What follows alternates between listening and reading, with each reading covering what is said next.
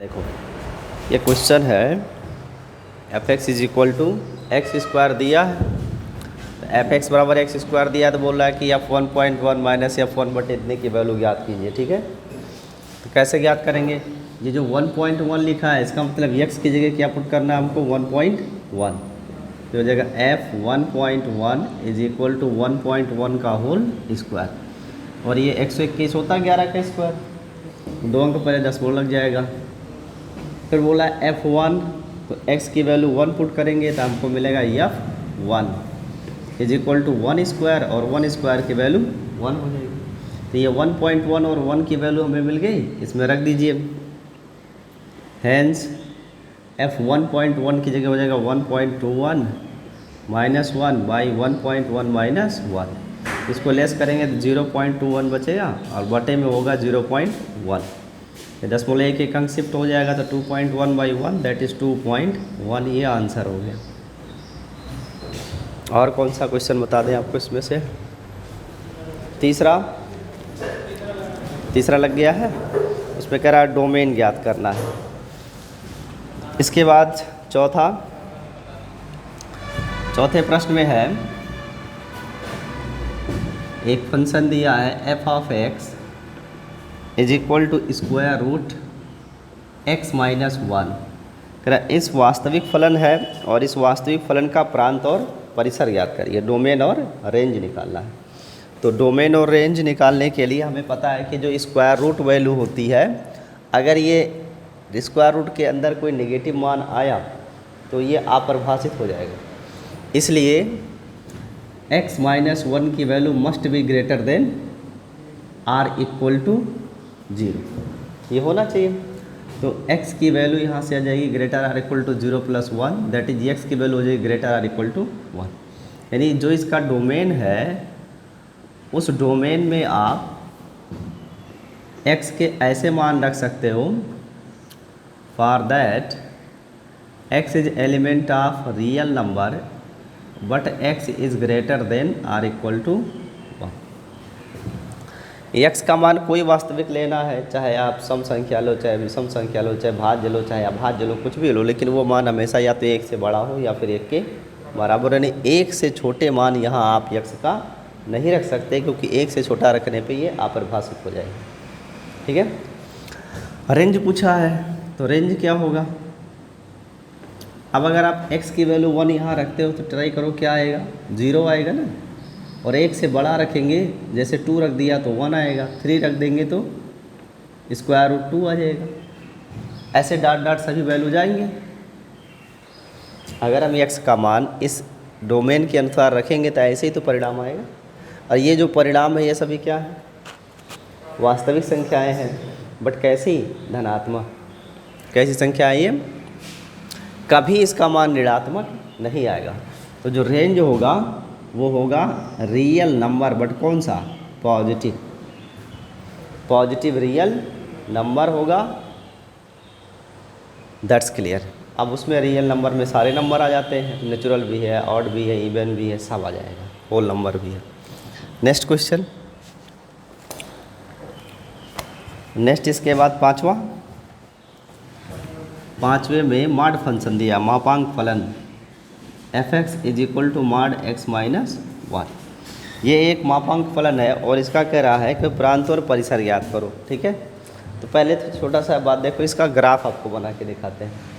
ये जो मॉड लगा है इसका मतलब है इसके अंदर की जो राशि है एक्स माइनस 1, ये निगेटिव भी हो सकती है और ये पॉजिटिव भी हो सकती है, लेकिन जो एफ एक्स की वैल्यू आएगी वो ऑलवेज क्या होगी? पॉजिटिव, क्योंकि इसके अंदर अगर मॉड के अंदर आप नेगेटिव भी डालोगे तो वो बन जाएगा पॉजिटिव, और पॉजिटिव का पॉजिटिव होता ही है। तो ये नेगेटिव तब होगा जब x माइनस 1 का मान less than or equal to less than 0 हो, और ये greater than x minus 1 greater than 0 होगा, तब ये पॉजिटिव आएगा। तो यहाँ से x की वैल्यू आएगी लेस देन 1 और यहाँ से x की वैल्यू आएगी ग्रेटर देन, यानी 1 से बड़ा और 1 से छोटा, यानी 1 और 1 के बीच का मान लेना है। तो ये तो हो गया डोमेन। जो रेंज है वो कैसे निकालोगे? रेंज इसमें देखो x का मान आप कुछ भी रखोगे, greater equal to less than कुछ भी हो, वो मान के लिए हमेशा पॉजिटिव नंबर ही तो आएगा, और जो नंबर आएगा वो परिभाषित होगा, रियल नंबर ही होगा। तो इसकी जो रेंज है वो रियल नंबर होगी, बट कैसी रियल नंबर होगी? पॉजिटिव रियल नंबर होगी, ठीक है। और इसका अगर आप ग्राफ बनाते हो, ग्राफ तो कैसे बनाएंगे देखिए बताते हैं। F x is equal to mod x minus 1 है। अगर एक्स की वैल्यू हम यहाँ पे 1 2 3 ऐसे यूज़ करें तो एफ की वैल्यू क्या आएगी? 0। 2 यूज़ करेंगे तो 1, 3 यूज़ करेंगे तो 2 आएगा, ऐसे तो होगा। और अगर हम नेगेटिव यूज़ करें, -1 -2 -3, तो -1 यूज़ करोगे तो -1 मिलके -2 आएगा, और मॉड के बाहर आके +2 हो जाएगा। -2 यूज़ करोगे तो -2 और -1 मिलके -3 हो जाएगा, और मॉड के बाहर जब आएगा तो +3 हो जाएगा। फिर हम -3 यूज़ करेंगे तो 4 आएगा, ऐसे ही तो होगा। अब इसका अगर आप ग्राफ प्लाट करो एक्स और वाई के लिए, ऐसे एक्स एफ एक्स ये 0 है, 1 है, 2 है, 3 है, 4 है, -1 -2 -3 -4 डॉट इन्फिनिट है। और इधर 1 2 3 ये पॉजिटिव वैल्यूज हैं, 4 -1 -2 -3 -4। जब x की वैल्यू 1 है तो f1 की वैल्यू क्या है? 0। तो एक पॉइंट आपको मिला क्या? 1, 0। एक पॉइंट मिला 2, 1। एक पॉइंट मिला 3, 2। ऐसे यहाँ पे क्या बन रहा है? -1 2, यहाँ बनेगा -2 3, यहाँ बनेगा -3 4। तो पहला पॉइंट 1, 0 कहाँ रहेगा भाई? यहाँ होगा ना। दूसरा पॉइंट 2, 1 यहाँ कहीं होगा। फिर 3, 2 x की वैल्यू 3 y की वैल्यू 2, यानी यहाँ कहीं होगी, ठीक है। अब इसके बाद देखो -1 और 2 कहाँ होगा? -1 और y की वैल्यू 2 यहाँ होगी, यहाँ पे। फिर नेक्स्ट है -2 3, -2 और y की वैल्यू 3, तो यहाँ कहीं मिलेगा। फिर ऐसे -3 4, -3 और 4 लेंगे तो यहाँ कहीं मिलेगा आपको। इन्हें आप मिलाओगे तो ऐसे बी शेप में एक ग्राफ बनेगा, ठीक है। और ये किसका है? ये मापांक फलन का ग्राफ है, मॉडुलस फंक्शन। इतनी बात स्पष्ट है। तो ये आपका मापांक फलन है, इसका डोमेन रेंज ऐसे निकालते हैं, आप नोट कर लीजिए, फिर इसके आगे बताते हैं आपको।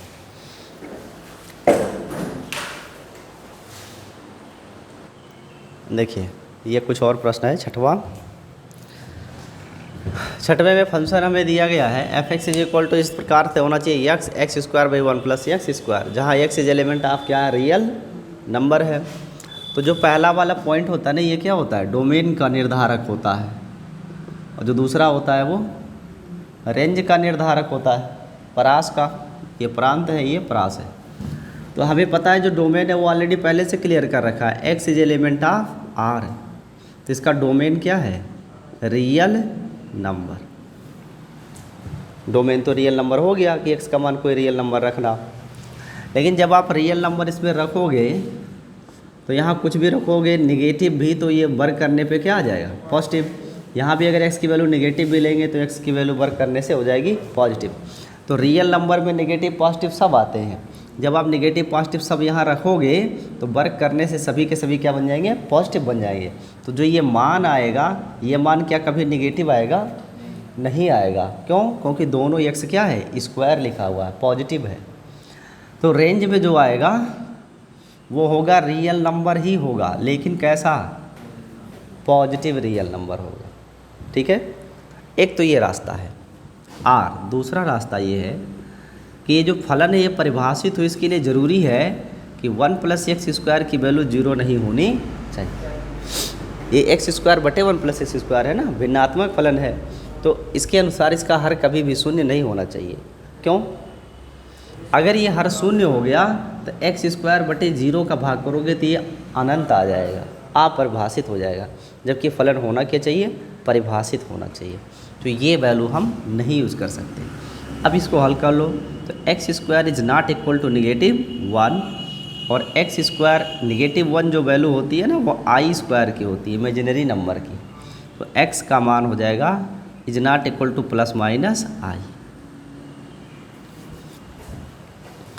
यानी कोई भी काल्पनिक संख्या आप यहाँ प्रयोग नहीं कर सकते, जितनी वास्तविक संख्या है वो सब आप यहाँ यूज़ कर सकते हो। क्या ये बात स्पष्ट है? तो ये इसी रियल नंबर का हिस्सा है? नहीं, ये नंबर नहीं होना चाहिए। नहीं होना चाहिए मतलब कौन सा नंबर नहीं होना चाहिए? इमेजिनरी नहीं होना चाहिए। बाकी रियल नंबर हो सकता है लेकिन इमेजिनरी नंबर आप यूज़ नहीं कर सकते। क्या ये जानकारी स्पष्ट है? नेक्स्ट प्रश्न में देखो, एक फंक्शन f(x) है, एक फंक्शन g(x) है। पहला फंक्शन भी R2R का है यानी रियल नंबर से रियल नंबर का है, दूसरा भी रियल नंबर से रियल नंबर का है। ये R2R का फंक्शन है यानी डोमेन भी रियल नंबर है और को डोमेन यानी रेंज भी क्या है? रियल नंबर है। मुझसे पूछा गया f+g बताओ क्या है? f-g क्या है? ये फलनों का योग है, फलनों का अंतर है और ये फलनों का भाग है। बहुत सरल है, कैसे जोड़ोगे?